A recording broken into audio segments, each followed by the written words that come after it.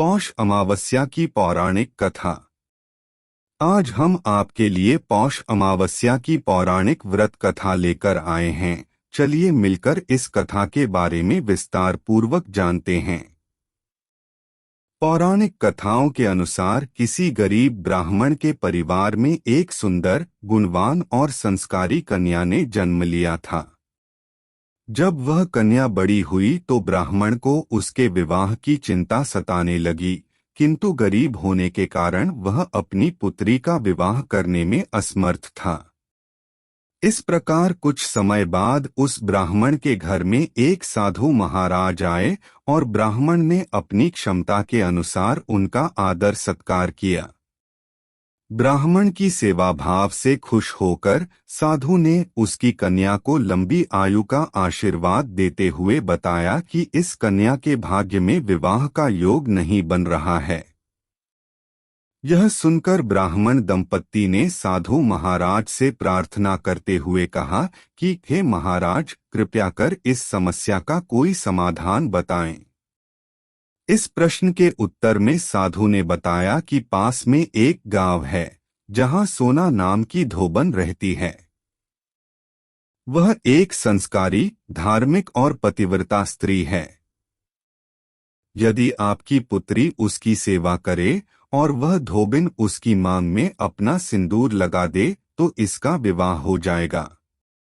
यह सुनकर ब्राह्मण ने अपनी पुत्री को धोबिन की सेवा करने के लिए कहा और अगली सुबह वह कन्या सोना के घर पहुंच गई। उस कन्या ने सोना के घर की सफाई के साथ सारे अन्य काम कर दिए और कुछ दिनों तक ऐसे ही चलता रहा।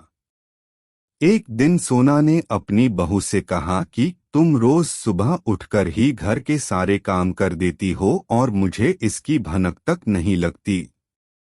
इस पर सोना की बहू बोली, मुझे लगा आप आजकल भोर में ही घर के सारे काम कर रही हैं, क्योंकि मैं तो इतनी सुबह उठती ही नहीं हूँ। यह सुनकर धोबिन सोच में पड़ गई कि आखिरकार यह सारे काम कर कौन रहा है। इसके बाद अगली सुबह दोनों सास बहू ने निगरानी रखने का निश्चय किया और इस प्रकार उन्हें पता चल गया कि ब्राह्मण की बेटी उनके घर के सारे काम इतने दिनों से कर रही थी।